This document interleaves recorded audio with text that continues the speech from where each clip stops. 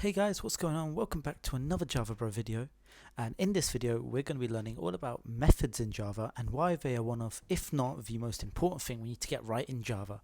So let's get started and start understanding what methods are, how to write them, and we can have a look at some examples. So the first thing I actually want to show you is why we need methods, before I explain what methods are.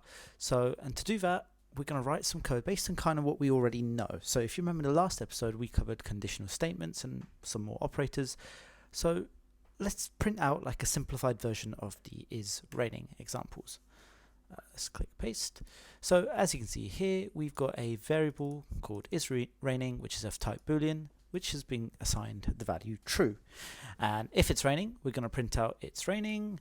If it's not, we're going to just simply print out it's not raining. So this is really simple. Let's just give it a quick run just so we're aware of how this behaves. And there you go. We've just got a nice little message to say it's raining. Go grab your umbrella. And if we change this to false, let's give that a run now. You can see it's not raining. So nice simple example. So let's say after this code block here, we want to print something that says 2 hours later, and let's say we want to check if it's raining again. Most likely what we're probably going to have to do is copy the existing kind of code, delete everything, and let's paste that here. And we've already created this variable up here, so we don't need to reassign it to a boolean. We can just give it a different value. So let's just get rid of the word boolean, and this will now mean at this point of the code, we're going to flip it from from false to true. There we go, just so there's some form of difference, right?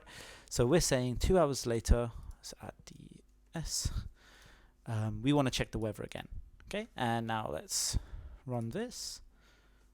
It's not raining. 2 hours later, it's raining, right? And well, why don't we just carry on? So now let's copy and paste this again. So now we want to check the weather or the update on the rain another 2 hours later. So maybe we'll write another 2 hours later, just like this. And let's change this back to false. And now when we run this, we've got it's not raining. 2 hours later, it is raining. And then another 2 hours later, it's not raining. So hopefully you see the problem here. Look at how much code we've duplicated, right? We've got this whole block over here, which is literally identical to this block over here.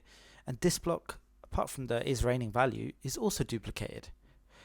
So we have written a lot of code to duplicate the same bit of functionality. Now, functionality is a great word to use here, as you can think of kind of checking whether it's raining as a piece of functionality or as a function. Now, function is another word for method, which is why I've highlighted that there. So what if we could write this specific block of code just once and reuse it anytime we need without having to rewrite this whole block of code? Well, that's exactly what methods or functions are designed to do. So we can store this code in a way that we can just reuse it, just like a variable. So if you remember how variables work, we've created it over here. So we've given it a type, we've given it a name, and we've assigned it a value. But to use this value false, all we have to do is reference the name of the variable, which is this. So anytime we want to access this value of false for is raining, we just have to type is raining. And is raining literally equals false. So if false, do this. Or, oh well, if this is true, do this, else do this.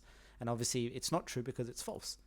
So to reference a variable, we use a name. And in the same way, we can create a method and give this method a name, and we can use that name to access the method. So what we're going to do is we're going to refactor. Now, refactor is just a word that means we're going to just change our code to make it more cleaner, to make it better. And we're going to make this less repetitive, and we're going to do that in the form of a method. So how about let's delete all of this over here up to this point over here. So the question now is, how do we put this into a method? Well, let's look at some keywords of structuring a method. So to create a method, we're going to do it in the same class. Okay, so just under this main method over here, which ironically is a method itself, we're going to create a method underneath here. Okay, and to do that, we're going to first start by giving it a public keyword, which is an accessor, a public accessor. So we're going to write public, which means this method can be accessed from anywhere. So we're going to write public, and then we're going to write void. Now void is the return type. Don't worry too much about that just now. Let's start by just doing it, and then we'll explain it as we go, kind of after we've written this first method. But essentially what void means is it doesn't return anything. So void is literally nothing. So this will just do something, but it won't return anything. This will make more sense a little bit later on, so don't worry too much. So we're going to write public void, and now we have to give our method a name. Well, let's have a look at what our method will be doing. It's just going to be basically running this bit of code over here, okay? Well, all of this bit of code. So all it's doing is checking if it's raining. So let's just write check if it is raining. And you notice this is kind of written in the same format how we write variables in camel case. Now to differentiate this from a variable, we need to add two kind of bracket symbols, so an open and a closed bracket, which IntelliJ will fill out for you. Now this is what makes this stand out as a method. So this is how you know if something is a method or not. So if it has these parentheses at the end, it is a method. And now we have to give this a code block the same way we have here, right? So let's do a open and close curly braces. And you can see here we've actually created a method. This is literally what a method is. It's got a public keyword here, which is the access modifier. We've got void, which is the return type, and we've got the name. And these brackets will house the parameters, and I'll show you exactly how to pass a parameter through in just a second. But for now, we can just very happily just copy this block of code, delete it, and paste it into this. So what we've done now is anytime you reference this method name, your code will run these lines of code. So for example here, if we ran this right now, notice how it just says 2 hours later, and also you notice that this is showing up grey on IntelliJ.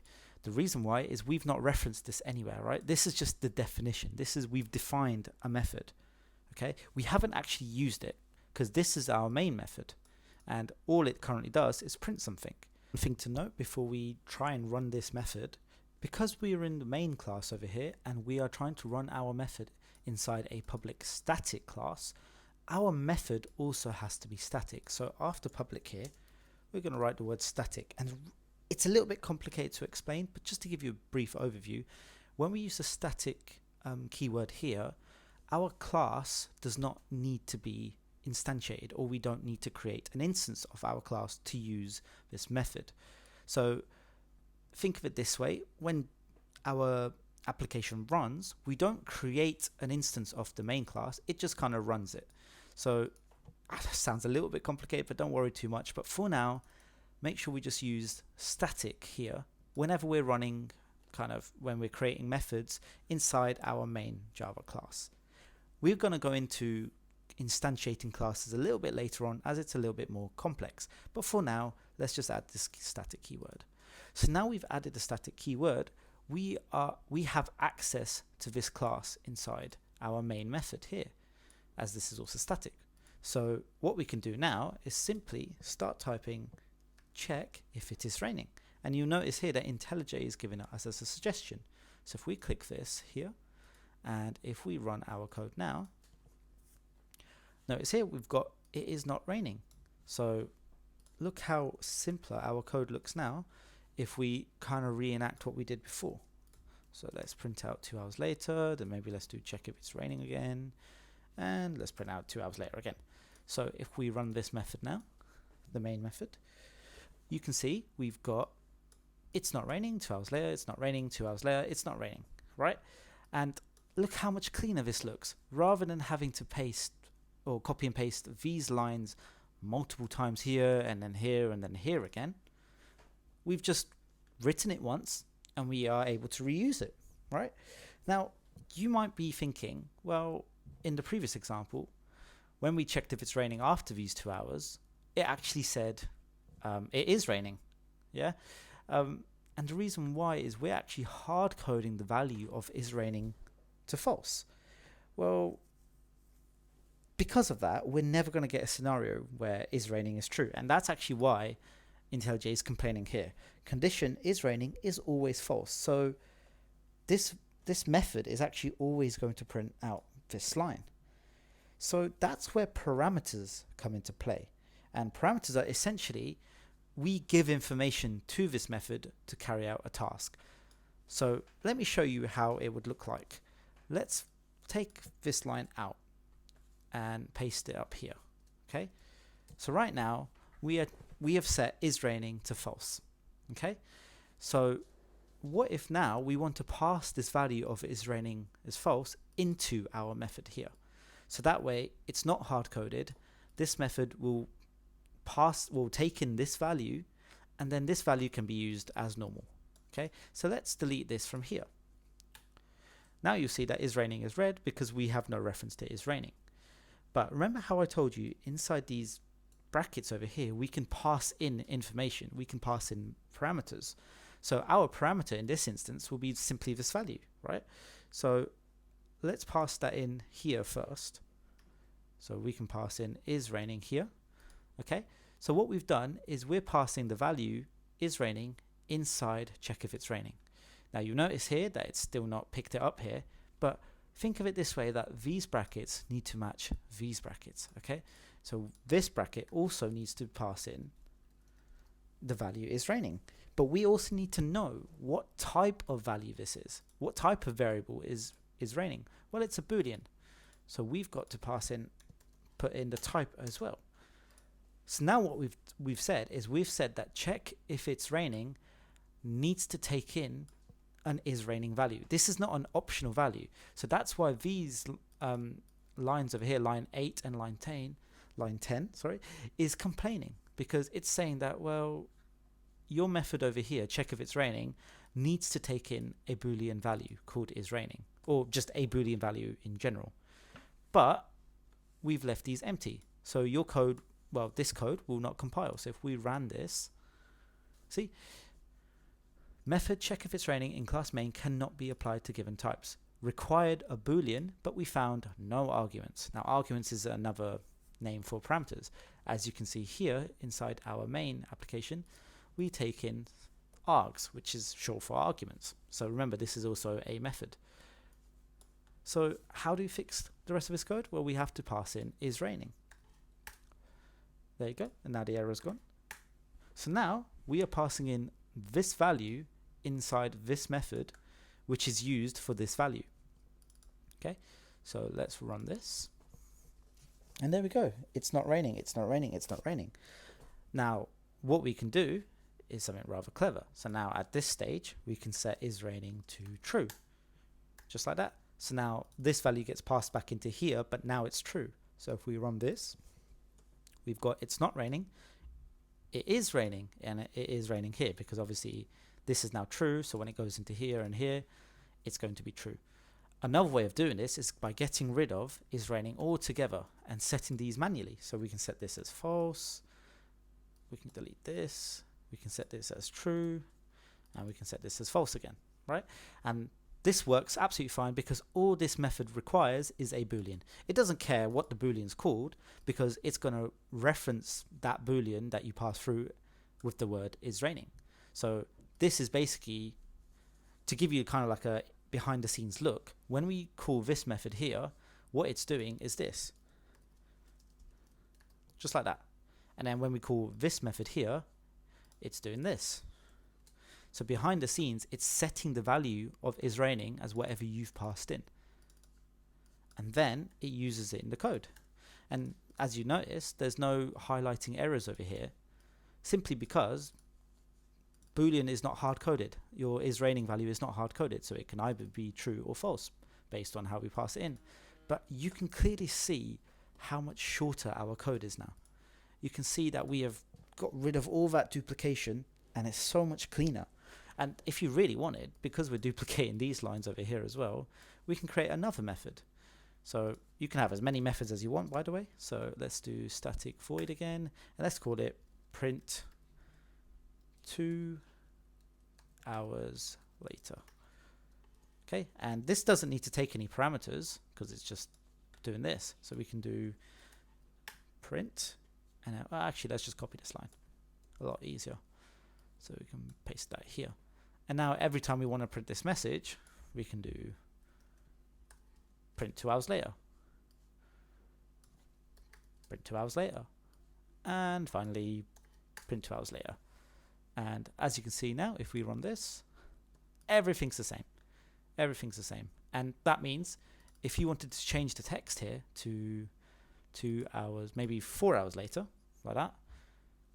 I know it still says print 2 hours later, but now if you run this, 4 hours later on each side, you don't have to individually change each and every line because you've created a method, which means you can reuse this block of code, which also means if you need to make any changes, like let's say we wanted to change the text here, it's not raining, have fun outside, just like that.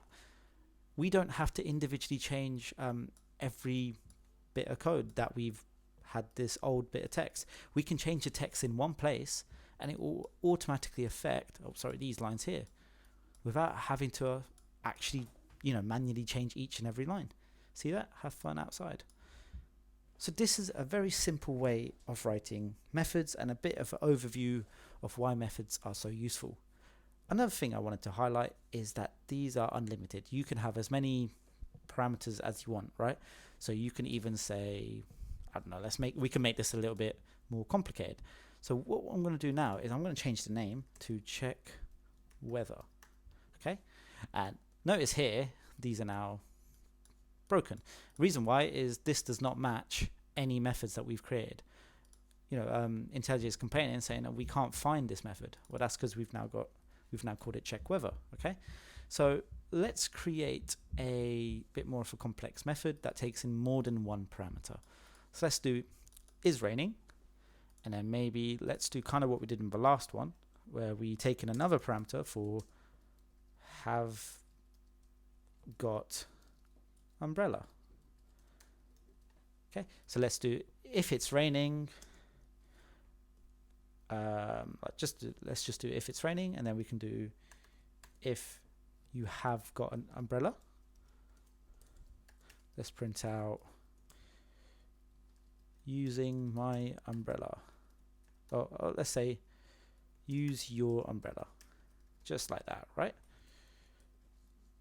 Else, if you do not have an umbrella and it is raining, buy an umbrella. Okay, and we can get rid of this line over here. Use your umbrella, it is raining. Maybe we can do it is raining here as well. Buy an umbrella, use your umbrella. There we go. So we've got the scenario sorted for it's raining. It's not raining, have fun outside. You won't need an umbrella.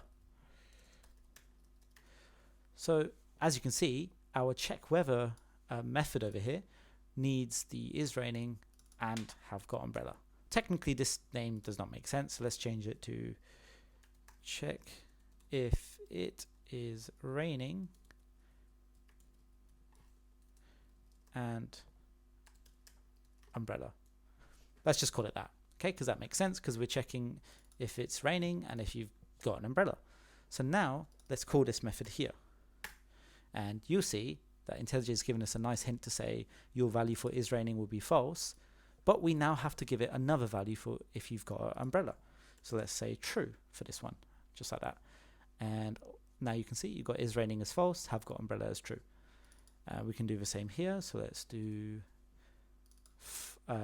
is raining is true and you've got an umbrella. And now for this one, let's do is raining is true, but you forgot your umbrella. Okay, and let's run this and see how it behaves. So for your first line of code over here, it's not raining, have fun outside, you won't need an umbrella. Great. 4 hours later, we've got it's raining, but we have got an umbrella. So we've got use your umbrella, it's raining.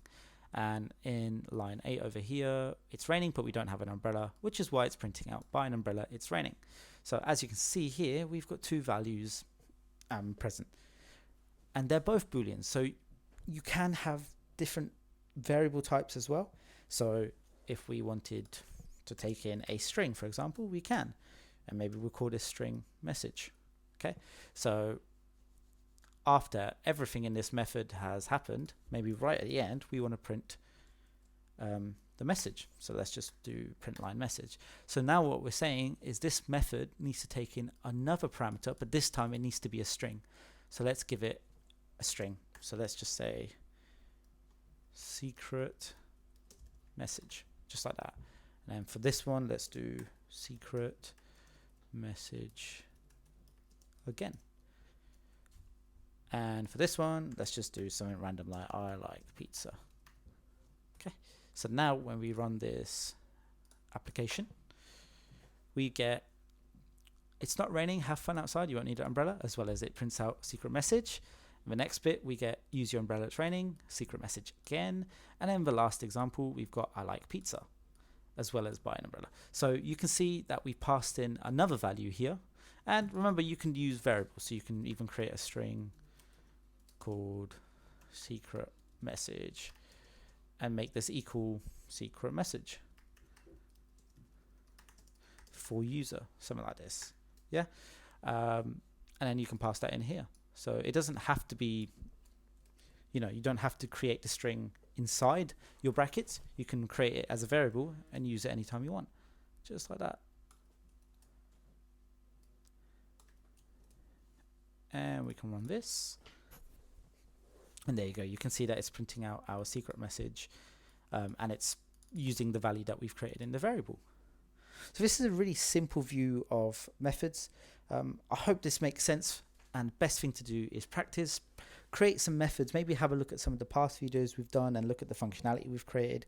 We've got some good if and else statements. We've also been playing around with some nice printing and maybe doing some additions. Maybe you can create like a little mini calculator application. Obviously, we still need to learn about return types, but we're going to do return types in the next video. So maybe hold off on the calculator application. We'll do that in the next video, where we actually return a value, so we can actually start creating our first application, actually, which sounds quite exciting. So play around with this, maybe have some nice if and else scenarios, and refactor your code into a method. So always start off kind of how you wanted to do it. Maybe kind of, how we started the video where we had loads of the same code, loads of code blocks that looked like this. Maybe start with that and then refactor it into a method. And you can have as many parameters as you want. You can take in all different types of variables. So you can take in an int, you can take in a double, take in a float, take in whatever you want. But just have fun with it and play around. But yeah, I hope you enjoyed this video. And if this video was helpful for you, please give it a thumbs up and hit the subscribe button. Thank you, and see you next time.